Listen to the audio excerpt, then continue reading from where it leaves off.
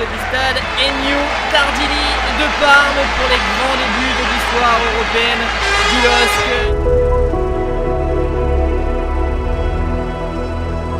Ce match du troisième tour préliminaire de la Ligue des Champions, le LOSC, le petit poussé face à l'ogre italien.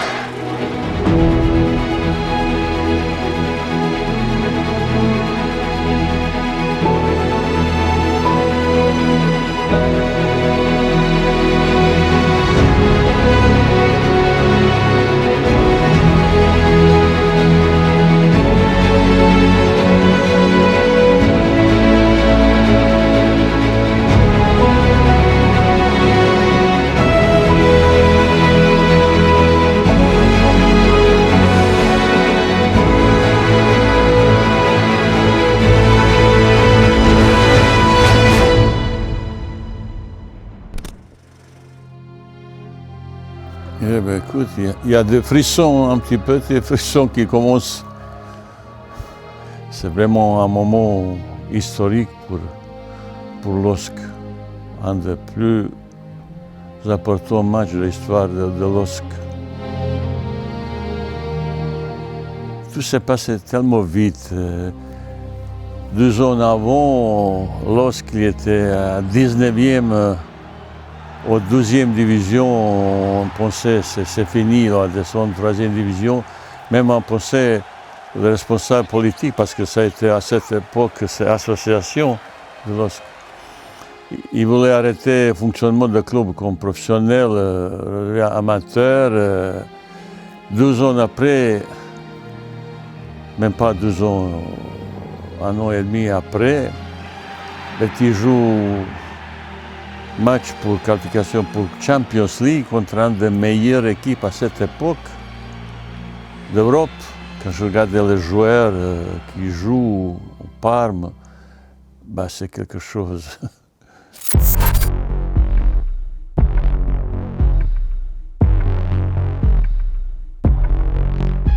Je pense qu'ils ont pris un petit peu allégé, ils ont sous-estimé, je me souviens, beaucoup d'articles dans un journal italien. Un petit peu se moquaient de nous où il se trouve l'île. Et ben, on était prêts, et physiquement et mentalement, avec beaucoup de modestie, mais beaucoup de détermination et envie de faire un exploit magnifique qu'ils ont fait. Les garçons, c'était vraiment un groupe capable de faire tout, parce qu'après on a joué contre Manchester, tout ça. On n'a pas joué comme un minable, pas du tout, on a joué le jeu égal. Vous voyez, ce match, ils n'ont pas créé beaucoup d'occasions, malgré cette équipe qui avait telle individualité extraordinaire. Landrin avec Eker. Christophe Landrin pour Fernando D'Amico. Landrin, c'est bien joué. Le centre de Christophe Landrin, le but! Et l'ouverture du score pour Lille ici au stade Ennio Tardini. Il est validé, il est pas en jeu. Salah El Fassir, là le centre de Christophe Landrin et Salah El Fassir qui peut récupérer ce ballon. Et vous savez, pour se préparer ce match, je suis allé avec Bruno Baroncelli, mon adjoint, à Valle d'Aosta. J'ai entendu là-bas, il se prépare dans une montagne, il avait un terrain. On s'est caché dans la forêt, je ne sais pas, même Bruno Baroncelli l'a tombé dans un gravat un petit peu, il s'est fait mal comme ça. On n'était pas trop près, on était cachés parce que je ne veux pas que nous voit. Et on s'est caché bien. Ça vous arrive souvent de faire ça? Ah ben non, c'est la première fois. Je me souviens comment c'est caché, on a mis sur nous quelque chose qu'on ne voit pas dans la forêt comme ça. Ça a été, à Bruno, on a rigolé comme, après le match, on a rigolé comme fou. Tiens Bruno, hein. J'ai vu qu'est-ce que l'entraîneur lui prépare. Et vis-à-vis de ça, ben, j'étais entré à Lille pour préparer ça avec méticuleusement chaque petit détail de préparation. Et je peux dire match aller, je pense qu'on a fait match parfait. On monte plus trop, on va essayer de préserver cet avantage d'1-0. Johnny Eker également qui est pas loin. c'est Eker finalement, elle est belle. Oh, quelle frappe. Et quel but extraordinaire. Quelle frappe, quel missile de Johnny Eker qui est allé en lucarne. Ah, c'est incroyable. Et Sébastien Fouet qui est au sol. Mais quel missile de Johnny Eker. Ah, c'est absolument fantastique ce qui se passe.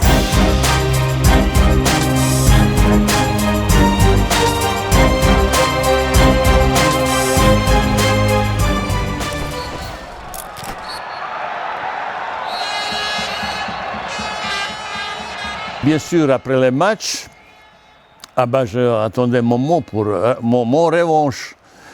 Je dis, on est venu là dans cette région qui est très belle d'Italie. Je connais de cette région, qu'est-ce qu'on connaît? C'est d'abord jambon de Parme.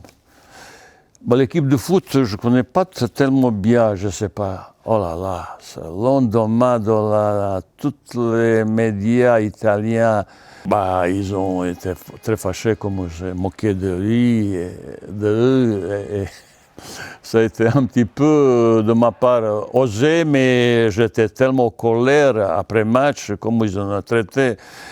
Et pour ça, mais il ne fallait pas trop, parce qu'il y a match retour aussi. Pas question de vous faire languir plus longtemps, on va vous plonger immédiatement dans l'ambiance surchauffée du stade Grimont-Pré-Joris. Il s'agit ce soir, Charles, d'un des jours, certainement le jour, c'est en tout cas Vaid Halilodzic, l'entraîneur du LOSC, qui le dit, le jour le plus important de l'histoire du club. Encore que, pour que ce soit le jour le plus important, Christophe, il faudra qu'il y ait la qualification au bout. Almeida, il y a de l'espace. Almeida devant lui, il y a de l'espace. Il va aller percuter cette défense lilloise. Almeida obtenir un super coup franc à 20 mètres à peine début. C'était un très difficile match préparé. On n'était pas loin de quelque chose d'exceptionnel. Ou de Sensi. Ça frictionne dans le mur, c'est direct et c'est but. Et c'est but de Nestor Sensini après 26 minutes de jeu. Aïe, aïe, aïe, aïe, aïe. C'est ce but qu'il était. Je peux imaginer les joueurs, ils ont une peur à ce moment. Tu peux perdre quelque chose d'énorme. Et on a continué à jouer, on a. Martin Djetou. Il regarde sa montre, C'est fini. Lille, le LOSC est pour la première fois de son histoire en Ligue des Champions et c'est merveilleux. Et c'est merveilleux.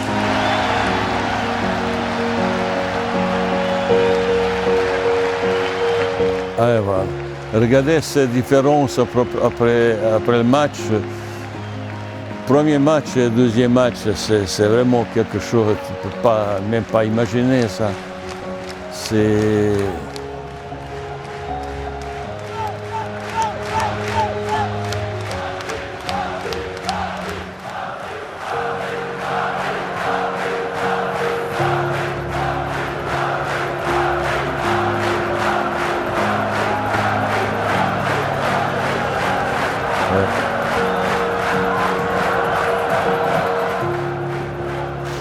Vous savez, je suis parti de LOSC depuis 22 ans. Quand je passe dans la ville, il y a beaucoup de gens. Dans le restaurant, à chaque fois, les gens viennent. Merci, Vaid. Ça, c'est une reconnaissance qui est vraiment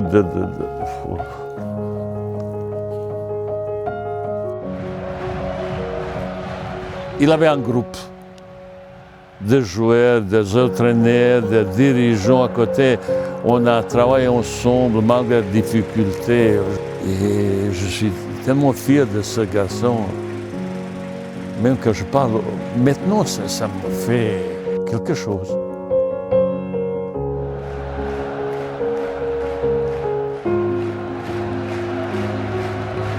Je suis un petit peu jaloux quand je vois, un petit peu quand même, quand je vois là, maintenant, très content à quel niveau aujourd'hui à LOSC, avec ce stade magnifique, le centre magnifique. On était complètement différents. On était dans d'autres planètes. Mais il faut toujours rester dans la modestie, comme ça c'est le symbole de cette région chaleureuse, modeste, mais envie de travailler. Merci beaucoup Vahid. Bah, merci à vous pour me présenter, voir ça. Je ne suis pas sûr que un jour je regarderai encore, mais c'est un moment un des plus importants de ma carrière comme entraîneur, ce match.